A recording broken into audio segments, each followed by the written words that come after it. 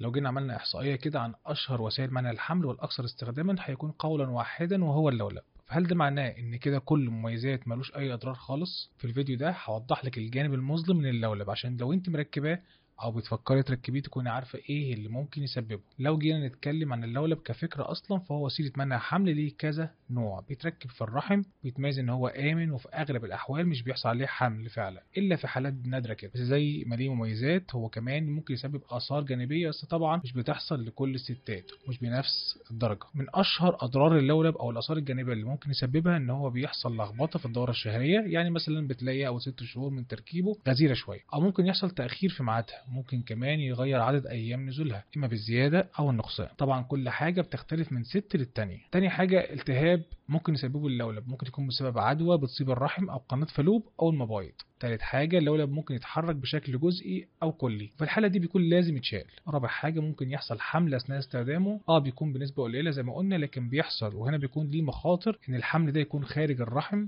بنسبة كبيرة. ممكن يحصل انثقاب في الرحم لو متركبش كويس وبطريقة صح، ده غير ان اثناء تركيبه بيسبب ألم درجته متفاوتة. سادس حاجة في حالات قليلة ممكن يسبب تكيسات في المبيض، ودي حاجة نادرة شوية. كل الأضرار دي ممكن تنتج عن اللولب، بس خلينا متفقين انه زيه زي اي وسيلة تانية ليه جانب مظلم وجانب مضيء. عشان كده لو هتستخدميه ما تقلقيش، اهم حاجة يتركب بطريقة صح، ولو حصل اي عرض من اللي انا قلتهم فوق ساعتها لازم تروحي لدكتور النساء وهو يشيله، والمشكلة اللي بيسببها بتختفي بالتدريج بعد ما يتشال.